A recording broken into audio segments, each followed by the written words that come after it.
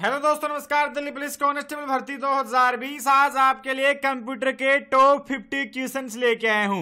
एक एक क्वेश्चन को अच्छे से रट डालो। इस बार दिल्ली पुलिस कांस्टेबल भर्ती में सिलेक्शन जरूर लेना है। तो दोस्तों, कांस्टेबल भर्ती से जुड़े ये जो कंप्यूटर क्वेश्चन है ये काफी महत्वपूर्ण है।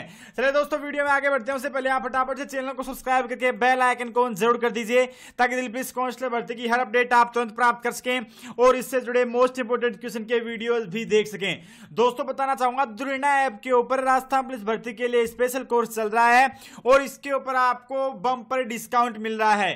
तो ऐप का लिंक वीडियो के नीचे डिस्क्रिप्शन में है, आप वहां से जाकर इस डिस्काउंट का फायदा उठा सकते हैं। और दोस्तों, कंप्यूटर का कंप्लीट कोर्स भी आप कर सकते हैं। यहाँ पर दोस्तों ये ऑफर रात 12 बजे तक है कंप्यूटर के कोर्स के ऊपर। ठीक है, आपको बहुत बड़ा डिस्काउंट मिल रहा है।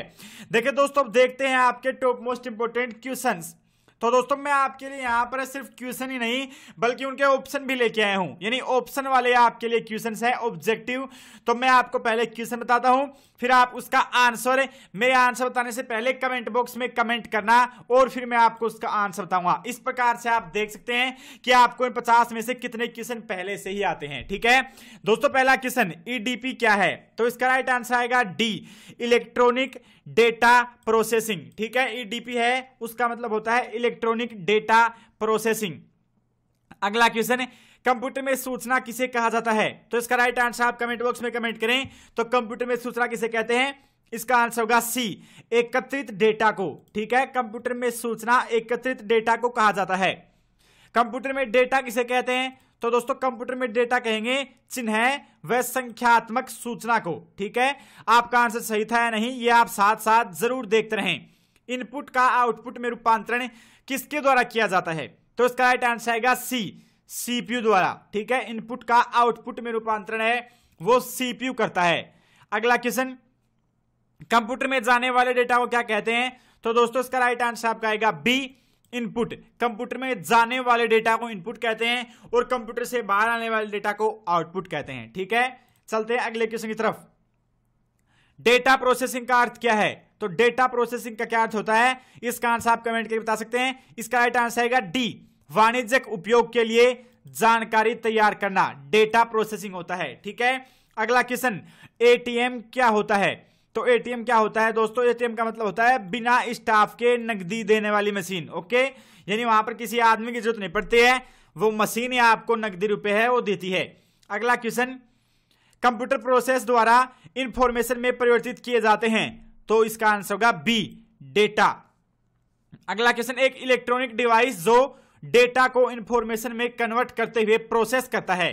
तो इसका राइट आंसर आएगा सी, प्रोसेसर। ठीक है, एक इलेक्ट्रॉनिक डिवाइस जो डेटा को इंफॉर्मेशन में कन्वर्ट करते हुए प्रोसेस करता है। तो राइट आंसर आएगा सी, प्रोसेसर। अगला क्वेश्चन, प्रथम गणना यंत्र है। तो इसका राइट आंसर होगा सी, अबेकस। ठीक है, अबेकस है वो प्रथम गणना यंत्र है। अगला क्वेश्चन, प्रमुख मेमोरी किसके समन्वय में कार्य करती है? तो प्रमुख मेमोरी किसके समन्वय में कार्य करती है? राइट आंसर होगा डी, सीपीयू। प्रमुख मेमोरी सीपीयू के समन्वय में काम करती है।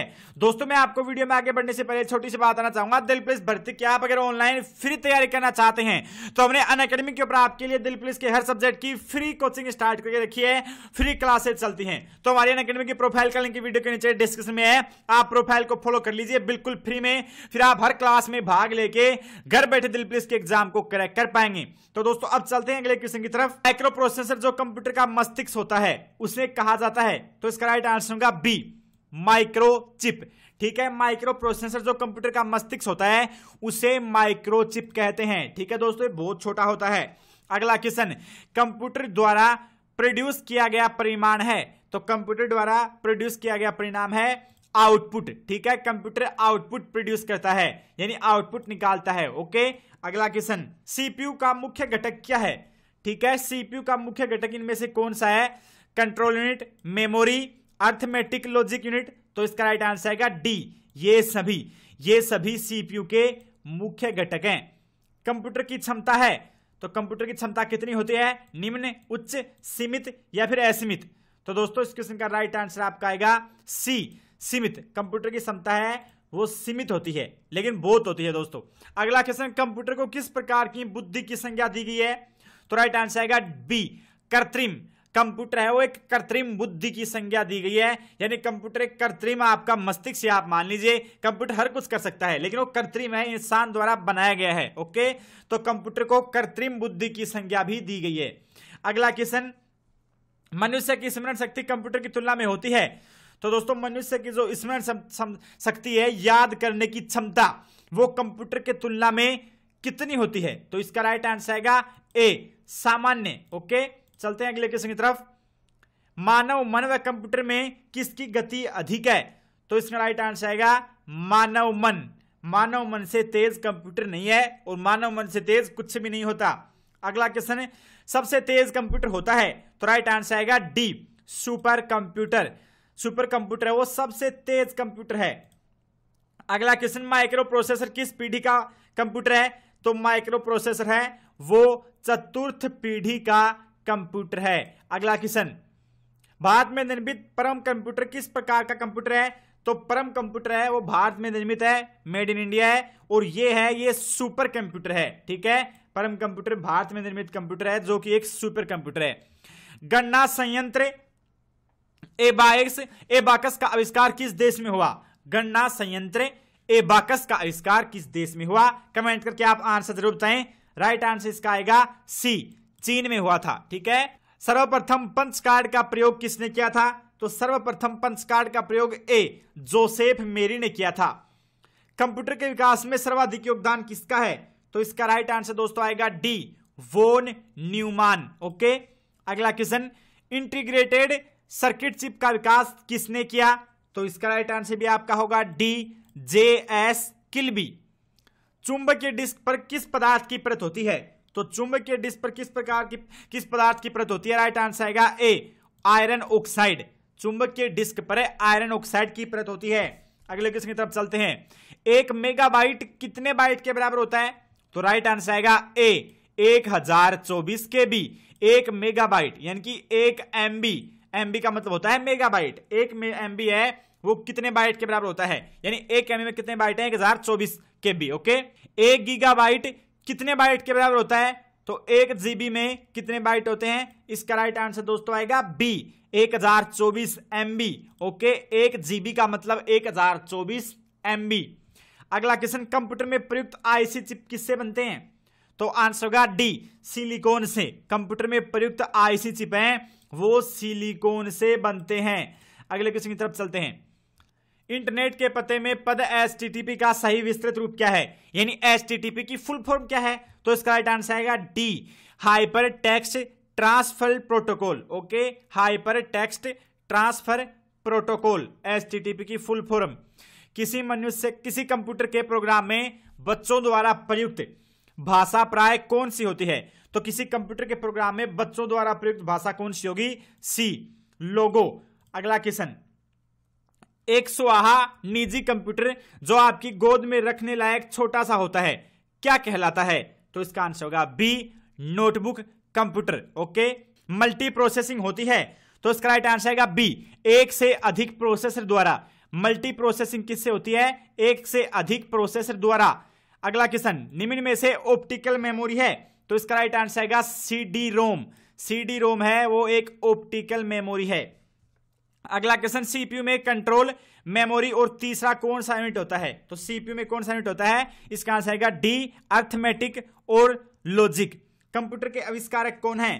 ठीक है, इस क्वेश्चन का राइट आंसर होगा सी, चार्ल्स बेबेज। दोस्तों इस क्वेश्चन का आंसर आप सभी को वैसे आता ही होगा और बहुत बार ये क्वेश्चन रिपीट भी हो चुके हैं। अगला क्वेश्चन, सबसे पहला कंप्यूटर का नाम क्या था? तो इसका राइट आंसर आएगा बी, ENIAC। ओके, सबसे पहला कंप्यूटर का नाम। आधुनिक कंप्यूटर की खोज सर्वप्रथम कब हुई? राइट आंसर आएगा सी, 1946। अगला क्वेश्चन, कंप्यूटर के क्षेत्र में महान क्रांति कब से आई? तो इसका राइट आंसर क्या आएगा? आप कमेंट करके जरूर बताएं। कंप्यूटर के क्षेत्र में महान क्रांति कब से आई? Right answer D, 1960। कंप्यूटर का हिंदी नाम क्या है? तो कंप्यूटर का हिंदी नाम क्या है? आप सभी ने क्वेश्चन बचपन से ही शायद पढ़ा हो।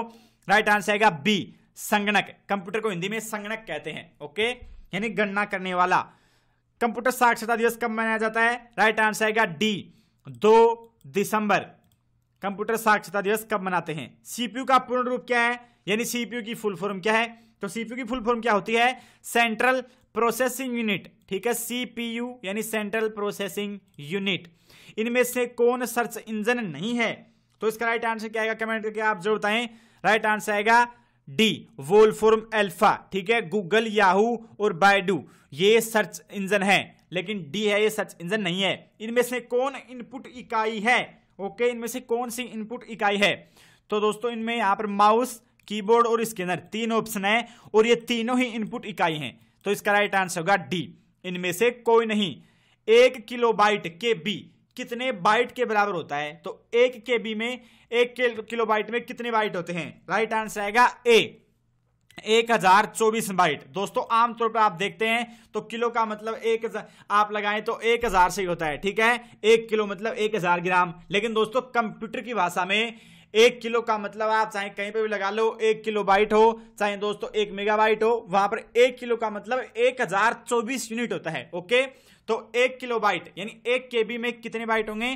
तो 1024 बाइट, ठीक है। दोस्तों ये थे कंप्यूटर के टॉप 50 क्वेश्चंस। मैंने क्वेश्चंस काफी जल्दी किए हैं ताकि आपका टाइम खराब ना हो। वैसे दोस्तों क्वेश्चन आसान ही है, बहुत ज्यादा हार्ड नहीं है, लेकिन बहुत ज्यादा महत्वपूर्ण है आपके एग्जाम के लिए आज से। तो एक क्वेश्चन अच्छे से डालो।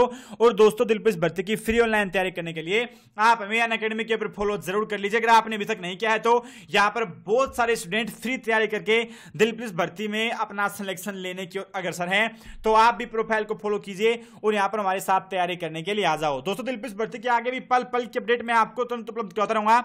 आप चैनल को सब्सक्राइब करके बेल आइकन को ऑन जरूर कर लेना। थैंक यू, जय हिंद, वंदे मातरम।